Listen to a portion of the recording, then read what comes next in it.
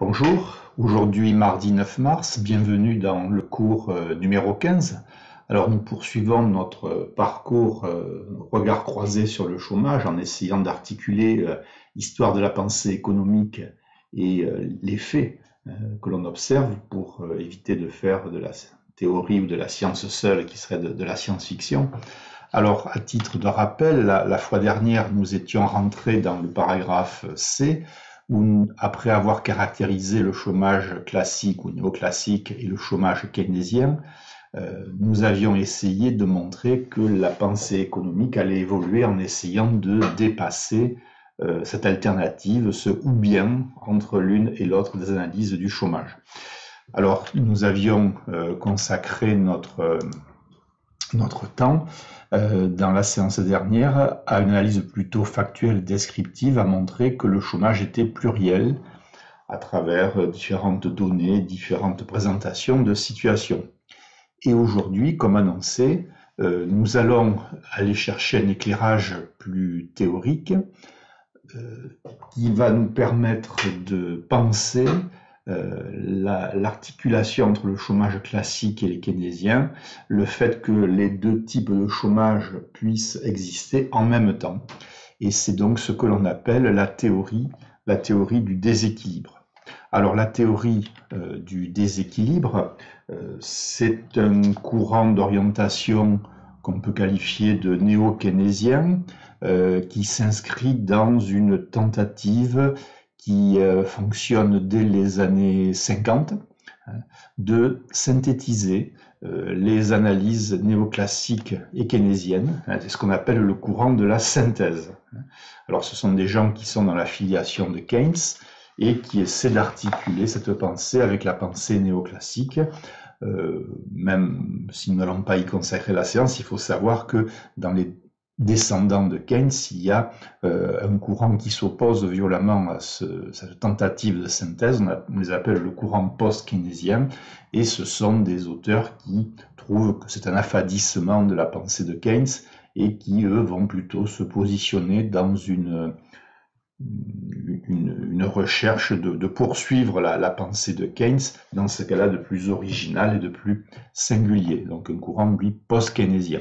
Donc nous sommes ici parmi les héritiers de ce courant néo-keynésien dit de la synthèse, et ce courant va donner, après différentes variantes, va donner dans les années 60 et jusqu'aux années fin 70, début 80, des pistes de recherche dans le sens de trouver des fondements microéconomiques à la macroéconomie, parce que l'analyse, on l'avait vu, néoclassique était plutôt individualiste, microéconomique, là où l'analyse keynésienne était plutôt globale, macroéconomique, holiste, avions-nous dit. Et donc c'est une tentative d'articuler les deux niveaux de réflexion, micro et macroéconomie, dans le sens de donner des fondements microéconomiques aux analyses globales keynésiennes. Et donc l'analyse que nous allons regarder, cette tentative de relecture donc de Keynes, on l'appelle ici théorie du déséquilibre, on l'appelle aussi modèle néo-keynésien à prix fixe, on l'appelle aussi modèle d'équilibre non walrasien, au sens de Léon Walras, qui lui est pris comme représentant de la théorie néoclassique. Léon Walras est un Français, professeur d'économie à Lausanne à la fin du XIXe siècle, et qui est un des grands fondateurs de ce qu'on appelle aujourd'hui le courant néoclassique, et qui a fait une tentative de démonstration de l'idée suivante, qu'il serait possible de représenter une économie comme un ensemble de marchés interdépendants, et donc essayer de montrer qu'il existerait un système de prix unique assurant simultanément cet équilibre sur tous les marchés représentant donc l'économie. Donc on parlera de situation walrasienne à la mode néoclassique ou de situation non walrasienne dans la suite de cet exposé.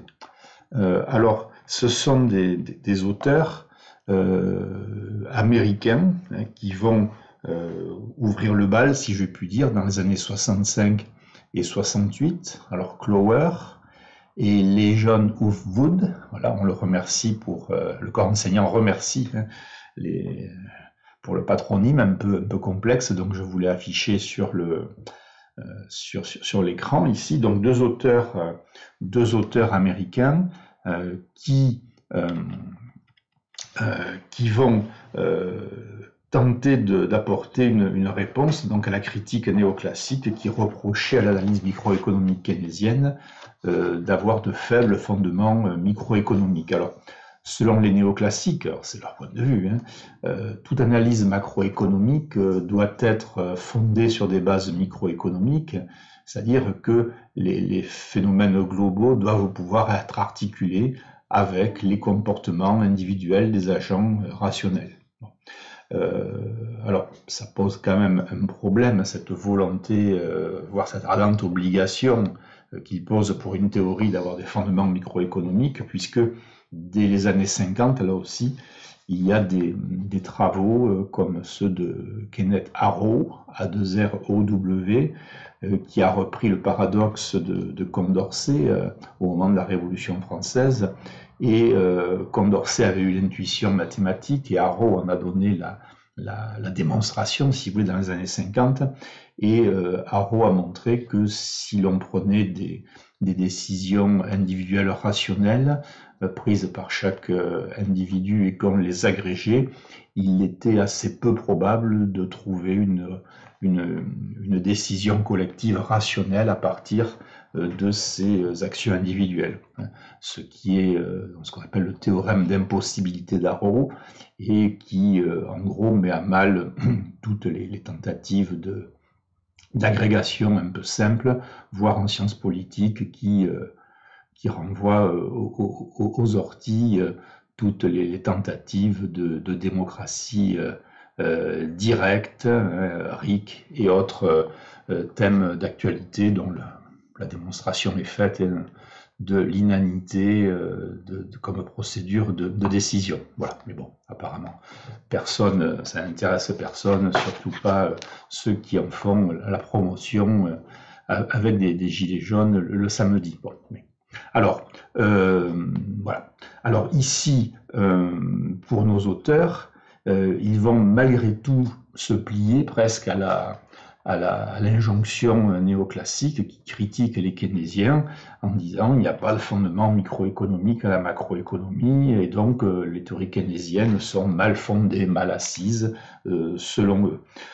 Alors il faut savoir que dans l'histoire de la pensée économique, dans les années 60, les néoclassiques commencent à reprendre un petit peu d'importance pour les analyses conjoncturelles, parce que les keynésiens ont jeté un peu un pavé dans la mare avec des nouvelles analyses dans l'entre-deux-guerres, et ils dominent tout ce qui est l'influence sur la politique conjoncturelle, politique budgétaire, politique et monétaire, en ces débuts de 30 glorieuses.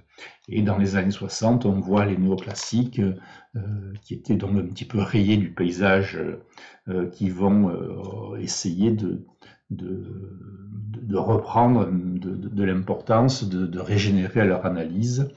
Et donc, ils vont aller jusqu'à, si vous voulez, critiquer fortement les keynésiens sur leur manque de base individualiste, ce que les post-keynésiens, les keynésiens les plus fondamentaux vont rejeter, mais que certains keynésiens vont entendre, et donc nous y sommes, ils vont essayer de tenter une synthèse, ce que je vous disais en début, entre néoclassique et keynésien.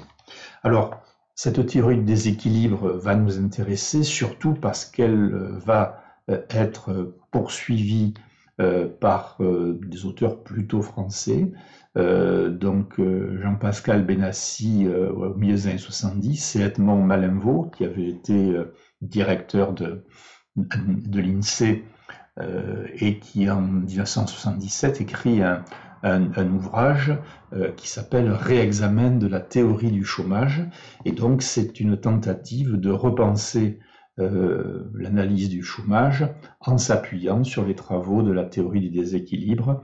Et donc c'est quelque chose qui nous intéresse par rapport à nos préoccupations, c'est-à-dire qu'on va voir que c'est une tentative de sortir du ou bien entre l'analyse du chômage classique par insuffisance de rentabilité et du chômage keynésien par insuffisance de la demande effective.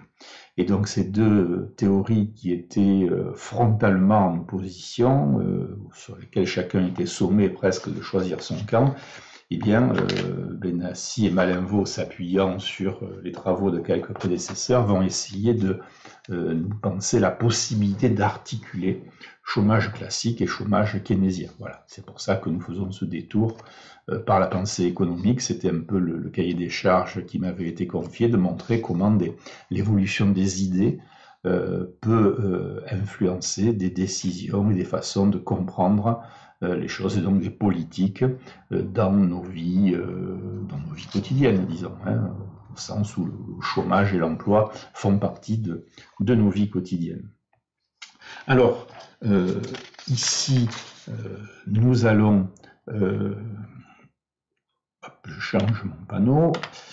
Nous allons dans un petit A, on aura petit A, petit b hein, dans cette séance. Nous allons montrer ici que, selon les théoriciens du déséquilibre, les marchés ne fonctionnent pas suivant les principes que j'ai rappelés du Walras, des principes en prix flexible qui permettraient d'ajuster l'offre et la demande.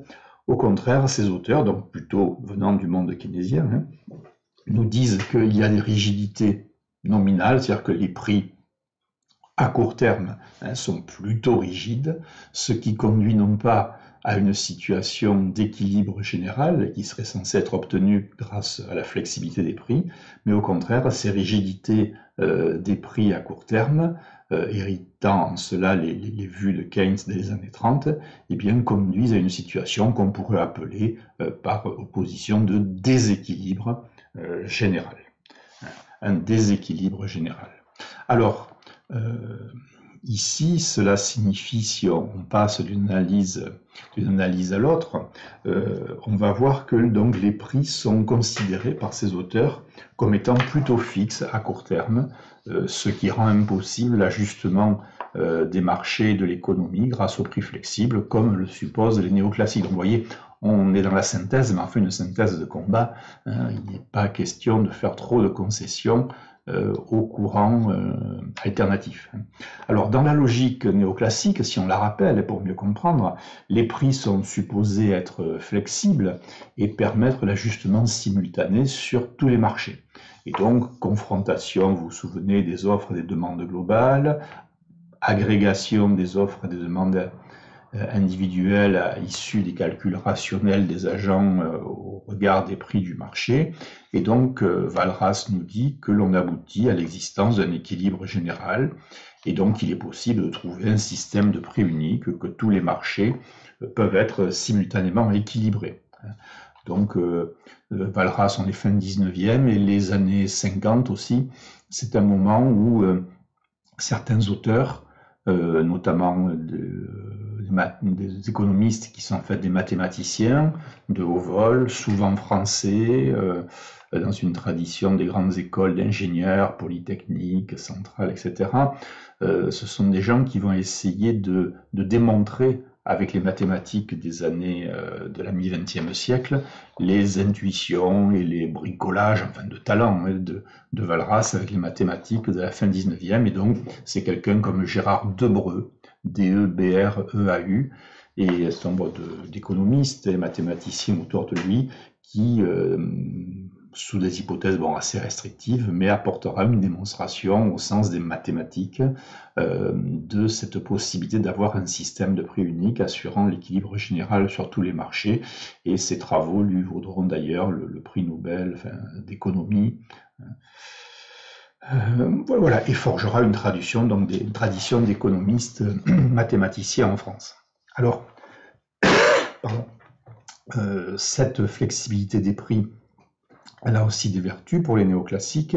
Elle est censée permettre le retour à l'équilibre général en cas de déséquilibre, c'est-à-dire que si sur un marché il y a une offre plus importante que la demande ou inversement, et bien à ce moment-là, pour eux, les prix flexibles sont censés permettre un retour à l'équilibre en les agents sont impactés. Si l'offre est plus grande que la demande, eh bien les prix ont tendance à baisser. Et à partir de là, les agents économiques revoient toutes leurs décisions, leurs plans de production au regard de ces prix qui baissent, dans mon exemple. Et ces plans de production et de consommation sont revus jusqu'au moment où eh bien, on obtient une situation d'équilibre, c'est-à-dire une situation de laquelle il n'est pas opportun de sortir. Et donc, on dit qu'on a atteint un nouvel équilibre et donc on a de nouveaux prix d'équilibre sur le marché. Donc, suivant les néoclassiques, les prix seraient flexibles,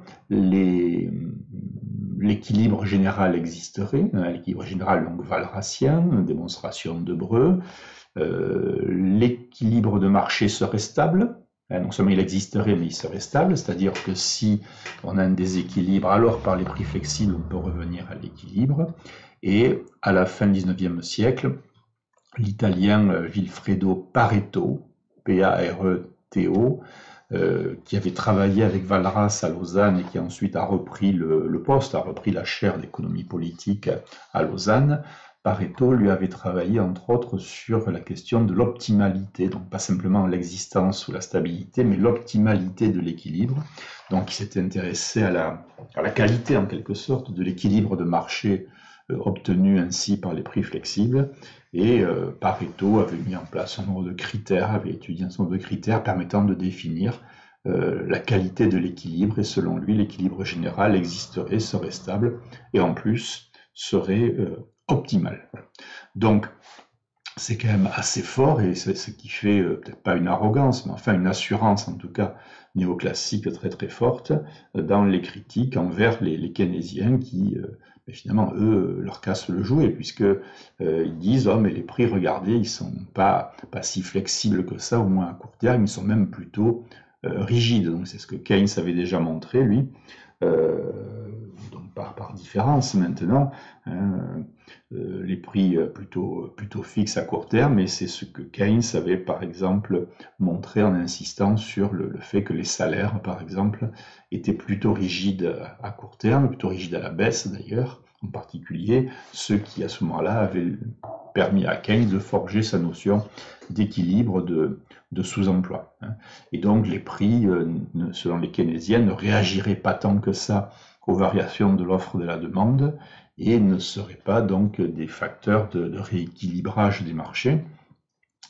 Et alors, les auteurs réfléchissent aux sources de ceci. Alors déjà, à l'époque de Keynes, pour les salaires, eh bien, c'était les conventions collectives, les organisations collectives, syndicales, pour essayer de défendre les salaires, qui pouvaient être des facteurs de rigidité à la baisse.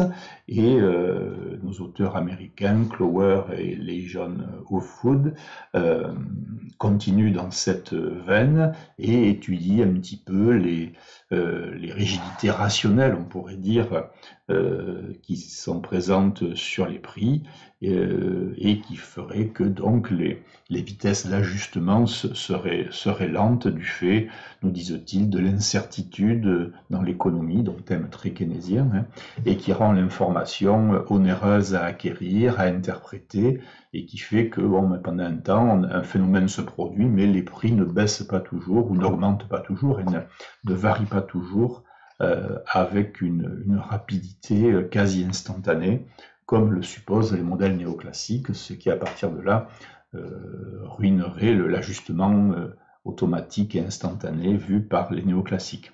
Et donc pour les keynésiens, on peut dire que par opposition, que les marchés seraient plutôt en situation généralement de déséquilibre général. Vous voyez l'opposition frontale par rapport à la thèse walrasienne d'équilibre général. Et donc les prix existeraient bien, oui, mais ce seraient des prix de déséquilibre. Donc vision d'équilibre général avec des prix d'équilibre pour les néoclassiques et situation de déséquilibre général et des prix de déséquilibre pour les keynésiens. Donc vous voyez que pour une recherche de synthèse, on est quand même au passage assez mal parti puisque on a des positions qui sont dans le fond à 180 degrés l'une par rapport à l'autre. Alors, Voilà pour l'aspect, l'hypothèse donc de prix rigides qui vont essayer de travailler, d'étayer, prix rigides à court terme, hein, d'accord, qui vont essayer d'étayer, et donc ils nous disent, conséquence, ces prix plutôt rigides à court terme, eh bien provoquent, à défaut d'un équilibre, ils provoquent un rationnement dans l'économie, et c'est par ce concept de rationnement qu'ils vont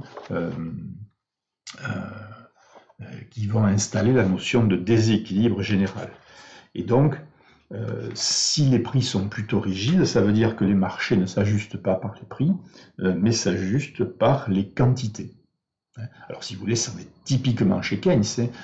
Quand dans le chômage keynésien, on disait que les salaires étaient rigides à la baisse, alors même qu'il y avait un déséquilibre sur le marché du travail, et bien à ce moment-là, les salaires ne baissant pas, eh bien, ça se traduisait par un ajustement par les quantités, par le chômage, voilà, qui est typiquement une quantité. Hein. Donc, l'idée, c'est que ce rationnement sur les quantités va s'opérer. Alors, sur un marché, quand vous avez une offre et une demande, il y a ce qu'on appelle la règle du côté court, c'est-à-dire que c'est toujours le plus petit des deux entre l'offre et la demande qui donne le ton. C'est-à-dire si vous avez plus d'offres que de demandes, si les producteurs sur un marché veulent offrir ou produire beaucoup plus que ce que veulent acquérir les acheteurs, bien sûr le marché, à l'instant donné, c'est ce que veulent demander les acheteurs, le côté court du marché qui fixera le niveau de la transaction. Hein. Et inversement, donc c'est toujours le côté court, hein, le plus petit des deux entre l'offre et la demande, le côté court qui opère le rationnement du marché ici. Et donc à partir de là, alors que pour les néoclassiques, un agent qui veut acheter est tributaire de ce qu'il vend, hein, ce qu'il veut vendre dépend de ce qu'il peut acheter. Eh bien, avec des prix fixes, les agents sont rationnés, le marché est contraint, et donc un agent ne pourra pas toujours trouver à écouler ou à acheter tout ce qu'il veut vendre. Donc on retrouve l'idée, en fait, dans ce rationnement par le côté court des marchés, dans un contexte de prix plutôt fixe à court terme, on retrouve l'idée de la demande effective de Keynes qui est insuffisante. Vous vous souvenez, c'était l'idée... en gros, la demande effective, c'était l'idée comment se fait-il qu'on ne produise pas plus alors qu'on a l'appareil de production et que l'on pourrait tout à fait. Hein, voilà.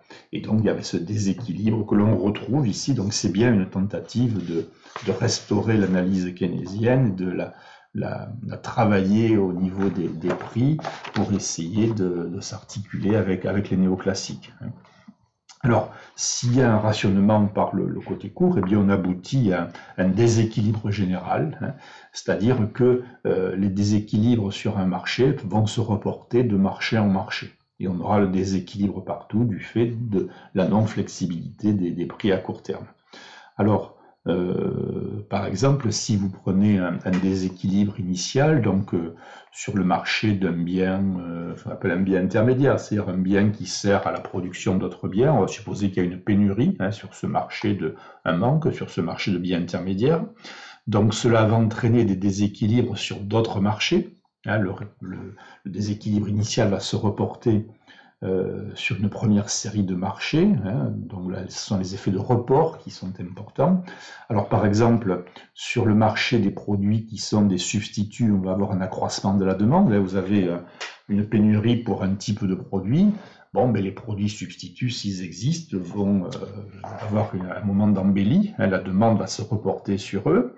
Et par contre, sur les marchés des produits qui sont complémentaires aux produits qui a la pénurie, on va avoir une diminution de la demande. Hein. Vous voyez aujourd'hui, si vous avez des manques sur la production de puces et de microprocesseurs, eh bien, c'est toutes les industries qui sont gourmandes dans ces puces et ces microprocesseurs qui sont impactées et qui sont freinées elles aussi. Hein, voilà, tout simplement. Donc, une pénurie sur un marché d'un bien intermédiaire va se reporter sur d'autres marchés, donc stimulation du marché des produits substituables et freinage des marchés des produits complémentaires. Et donc, à ce moment-là, on pourrait consacrer une chaîne si on est sur ces marchés de produits substituts et ces marchés de produits complémentaires, eh bien les déséquilibres que nous avons là induits vont à nouveau se transmettre à d'autres marchés. Donc on va avoir une autre vague comme ça de déséquilibre, et ces déséquilibres vont se reporter de marché en marché, au gré des relations plus ou moins intenses entre les différents types de produits, et ainsi de suite. Et donc ces phénomènes de report se multiplient dans l'économie, et le déséquilibre devient général. Donc c'est l'idée qu'un déséquilibre sur un marché se reporte. C'est vraiment la notion clé ici. Il parle en anglais de spillover, c'est-à-dire d'effets de report qui sont à la base si on faisait la modélisation mathématique de cette théorie des équilibres, ce serait ça qu'il faudrait formaliser. Et donc les déséquilibres sont interdépendants, compatibles les uns avec les autres, et le déséquilibre devient général. Et donc dans le vocabulaire, on va parler d'équilibre non walrasien. Vous voyez, l'équilibre général face au déséquilibre général. L'équilibre walrasien, on parle désormais d'équilibre non walrasien. On parle aussi parfois d'équilibre à prix fixe, pour désigner cette théorie du déséquilibre. Donc, théorie du déséquilibre général, théorie de l'équilibre non walrasien ou déséquilibre à prix fixe. Alors, nos auteurs du déséquilibre, en s'appuyant sur ces idées de prix fixe à court terme, d'effets de rationnement et d'effets de report, ils vont à partir de là essayer de bâtir une typologie où on va se retrouver entre différents régimes de déséquilibre de l'économie.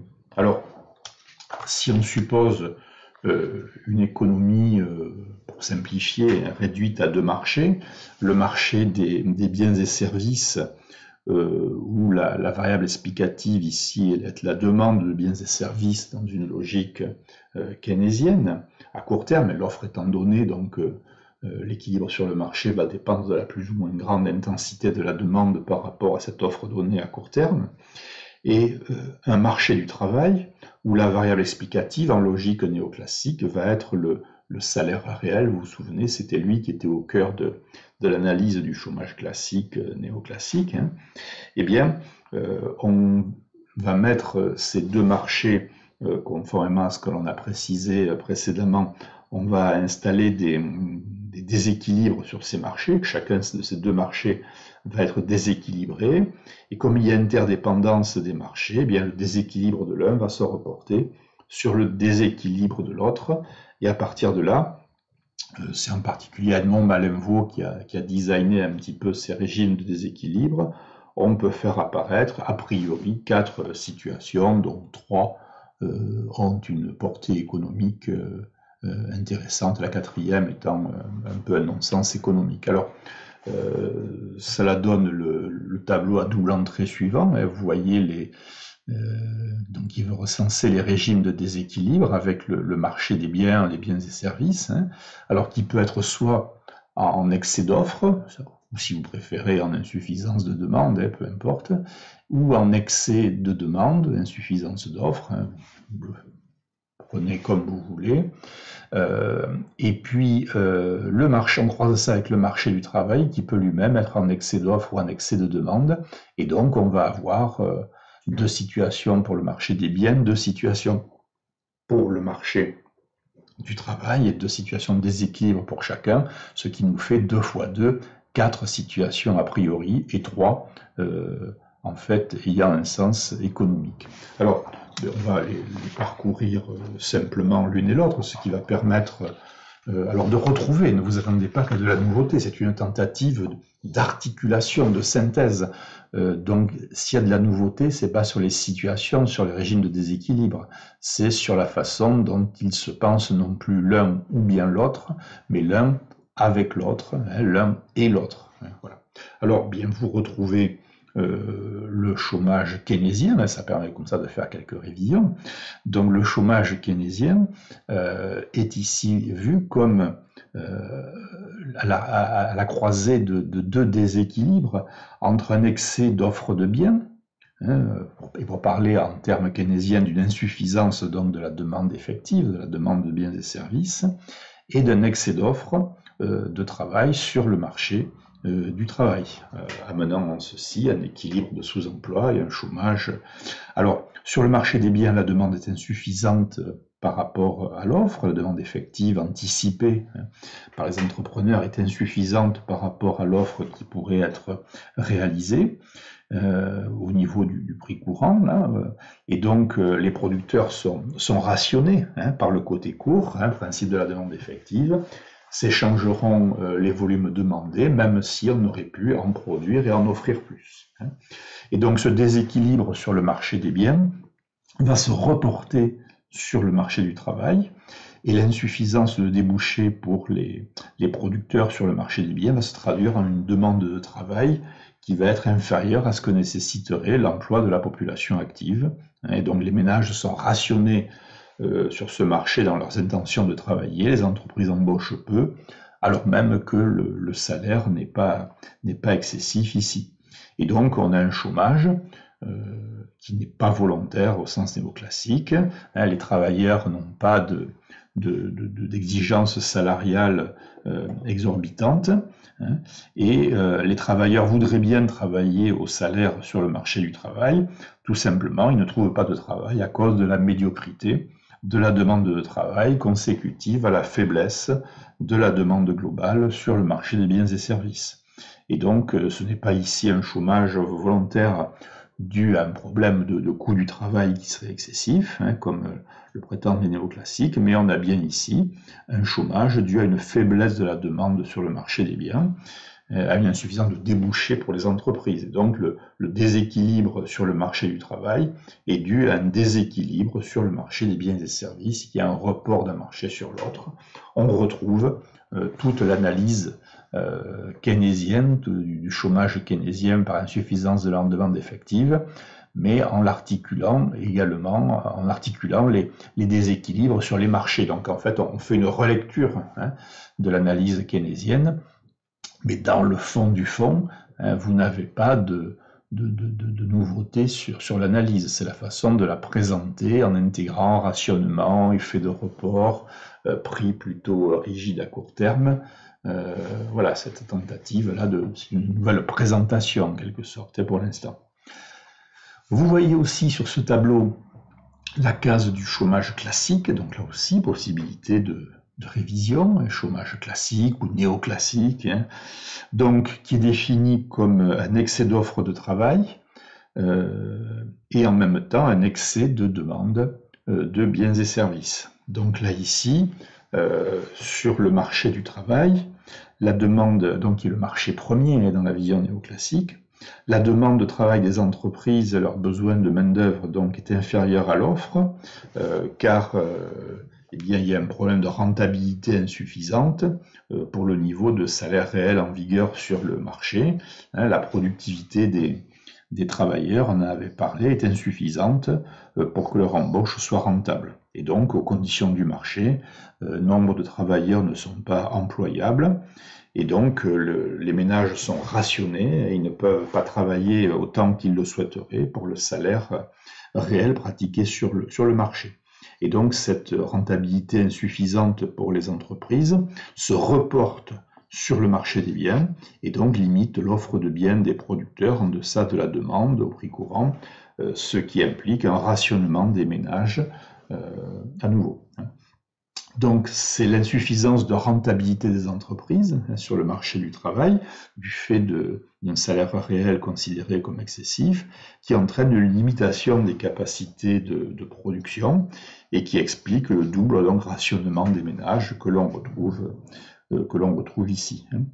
Donc, chômage volontaire, travailleurs à faible productivité n'acceptant pas un salaire réel plus faible, du fait que les salaires, donc on introduit ici les salaires rigides à la baisse, et donc problème d'emploi introuvable pour certaines personnes dans la population active, et donc situation de chômage, et donc un déséquilibre sur le marché du travail, un excès une insuffisance de rentabilité due à un excès du salaire réel par rapport à ce qui devrait être en termes d'équilibre, eh bien ceci se reporte sur le marché des biens et services. Un déséquilibre sur un marché se reporte sur un autre marché, et donc nous sommes à nouveau en situation de déséquilibre général.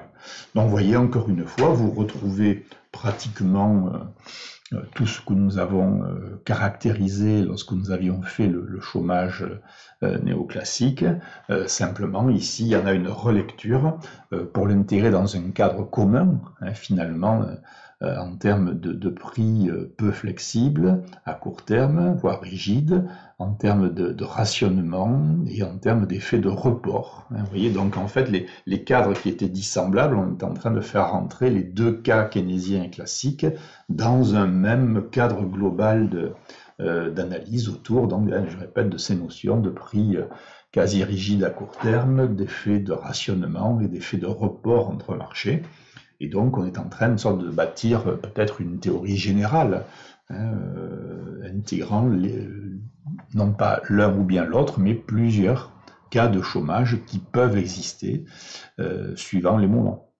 Et donc, vous sentez qu'on est plus sommé de choisir entre l'un ou bien l'autre fondamentalement, mais qu'il est envisageable qu'on puisse avoir un type de chômage ou un autre. Et donc, on est déjà dans une tentative un peu de synthèse, de sortir de la guerre de tranchées entre les types de chômage. Alors, un mot, mais sans s'y attarder, parce que c'est pas le cœur de ce qu'on veut faire, nous, pour analyser le chômage. Et on convoque la théorie du déséquilibre, pas pour elle-même, mais pour ce qu'elle peut nous dire sur le chômage. Donc, dans l'absolu, on a assez avec ces deux cases-là du tableau. Juste un mot sur la case qu'ils appellent, faute de mieux, inflation contenue, donc qui correspond à un excès de demande de travail et un excès de demande de biens et services. Donc ici, c'est une situation où les salaires réels sont inférieurs aux salaires d'équilibre, ce qui fait que les entrepreneurs sont rationnés sur le marché du travail, ne peuvent pas embaucher la main-d'œuvre qu'ils souhaiteraient pour produire plus. Il y a donc une pénurie de main-d'œuvre ici. Donc c'est un cas qui a un sens économique, mais qui historiquement, factuellement, est assez limité du point de vue d'une économie globale, éventuellement sectoriellement, des pénuries sectorielles de main-d'œuvre, on peut le concevoir, mais globalement, au niveau d'un pays, c'est assez rare, vous en conviendrez. Et donc cette situation de pénurie de main-d'œuvre sur le marché du travail se reporte sur le marché des biens, et donc l'offre de biens est moins importante que ce que souhaiteraient se procurer les ménages qui se trouvent à ce moment-là rationnés. Donc encore une fois, des situations de prix non flexibles, des rationnements et des reports entre marchés pour arriver à une situation de déséquilibre général. Et donc à ce moment-là, on appelle ça l'inflation contenue parce que finalement, si vous avez un excès de demande sur un marché, vous devriez avoir les prix qui augmentent. Et donc ici, vous avez excès de demande sur les deux marchés. Donc il devrait y avoir de l'inflation, mais comme on raisonne à prix fixe, eh bien, il n'y a pas d'augmentation des prix, les prix ne varient pas à la hausse, et donc ils ont trouvé cette expression d'inflation contenue, de hausse des prix qui ne se produit pas parce qu'ils supposent que les prix sont rigides à court terme, et donc malgré un excès de demande, un double excès de demande sur les marchés, eh bien il n'y a pas de hausse des prix qui devrait être générale et donc se traduire en inflation dans la vision néoclassique avec des prix flexibles et avec des prix rigides. Les causes de l'inflation double sont bien là, mais elles ne se produisent pas, d'où le nom d'inflation. Alors ils ont dit contenue ou absente, enfin voilà, c'est contenu qui a été retenu. Voilà, donc je n'en dis pas plus, parce que bon, nous c'est plutôt sur l'aspect chômage que pénurie que nous sommes connectés. Et la quatrième situation dans le tableau, où j'ai mis des points de suspension, eh bien elle n'a pas de sens, de point de vue logique elle peut exister, mais elle n'a pas de sens économique. Et donc ce serait une situation où vous auriez une insuffisance des débouchés en biens et services, et il y aurait une demande excédentaire de main-d'œuvre, c'est-à-dire une situation où on manquerait de débouchés et les entreprises voudraient pourtant à tout prix embaucher. Donc vous comprenez que d'un point de vue de la logique économique, si en termes de tableau à double entrée, on peut trouver ce quatrième cas, en termes de portée pratique de la situation, c'est un non-sens, d'où le fait que cette case est, est supprimée, hein, puisqu'elle n'a pas de sens économique. Voilà. Alors, au total, finalement, l'analyse du déséquilibre est appliquée au chômage, enfin c'est un début d'application, hein, on le poursuivra la fois prochaine, donc dû en particulier à Edmond Malemvaux, conduit à un raffinement, disons, de l'analyse du chômage, peut-être une tentative de raffinement de l'analyse keynésienne plutôt, hein, plus qu'une véritable synthèse.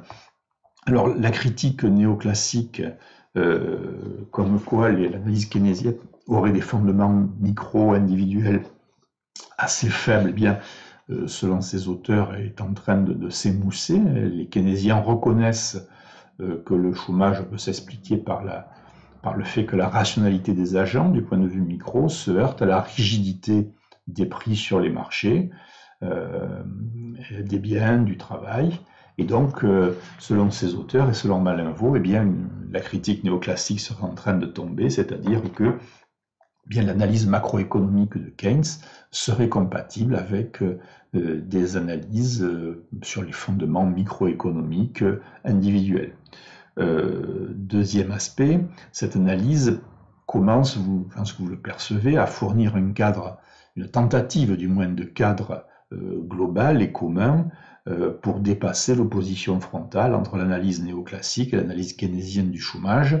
Finalement, dans le tableau que nous avions précédemment, vous voyez que les deux types de chômage sont deux cas particuliers, finalement, d'une situation de déséquilibre d'économie à prix fixe à court terme que cette théorie a élaboré. Donc, on est sur la piste de la tentative de conciliation, enfin, ou du moins de synthétisation dans un cadre commun. Ce n'est plus donc l'une ou l'autre des analyses du chômage qui est pertinente, l'une ou bien l'autre, hein, aussi, j'insiste là-dessus, mais finalement, chacune des deux analyses pourrait avoir une pertinence selon les cas. Et donc, c'est l'idée que rejeter a priori le chômage keynésien ou le chômage classique, eh bien, c'est se priver d'un éclairage utile du problème du chômage, d'une compréhension de la réalité. Voyez, et donc, il y a quand même un glissement assez important. Les keynésiens martèlent que le chômage keynésien existe, hein, et ils développent ses fondements microéconomiques, ce qu'on peut débattre. Hein. Les post-keynésiens ne sont pas d'accord, mais enfin bon, on retrouve les fondements de l'analyse keynésienne, et simplement les keynésiennes disent qu'il y a des cas où le chômage est peut-être moins keynésien et davantage classique dû à une insuffisance de rentabilité à des salaires réels qui peuvent être à certains moments excessifs par rapport à ce qui équilibrerait les marchés du travail. Alors, bien sûr, pour les plus keynésiens, cela paraît une concession insupportable au néoclassique, et pour nos auteurs de ce mouvement ici de la synthèse, ils disent, mais non, eux ils pensent que généralement le chômage est plutôt de type keynésien, par insuffisance de demande effective, mais ils n'évacuent pas d'un revers de la main le fait qu'il puisse y avoir des situations dites de chômage néoclassique, volontaire, voilà, que les différents types de chômage puissent cohabiter. Et donc c'est ça qui nous intéressait, si vous voulez. Et donc ça ouvre la porte à des analyses peut-être plus complexes du chômage que celles où on était obligé de choisir son camp entre l'un ou bien l'autre. Et donc c'est l'idée que quand vous prenez une situation de chômage à un instant donné dans le pays, il pourrait y avoir un mélange des deux types de chômage en proportion variable, et c'est là peut-être qu'est le réexamen de la théorie du chômage, qui était le titre donc de l'ouvrage de Malemvaux, le fait qu'à un instant donné dans une économie, il puisse y avoir la coexistence entre un chômage keynésien pour une part et un chômage également qui puisse être néoclassique d'autre part. Et donc en même temps, et donc on verra la fois prochaine la portée pratique de ces réflexions. Donc on va continuer à articuler les faits et la théorie. Vous voyez, la séance dernière, on était plutôt factuel. Là, on vient de faire un saut, je dirais, un petit peu théorique. Et donc, la fois prochaine, on va revenir à s'articuler avec les faits, tout en continuant quand même l'analyse, mais on va aller rencontrer les faits pour bien voir la portée pratique de ceci qui va être une idée qui est aujourd'hui, je dirais, assez, oui, partagée, répandue, c'est sûr, partagée, sauf chez les plus fondamentalistes de chaque cas, si je puis dire, mais l'idée que le chômage peut être en même temps keynésien et classique ou néoclassique. Voilà, donc ça, nous le verrons la fois prochaine. Bien, et donc à bientôt.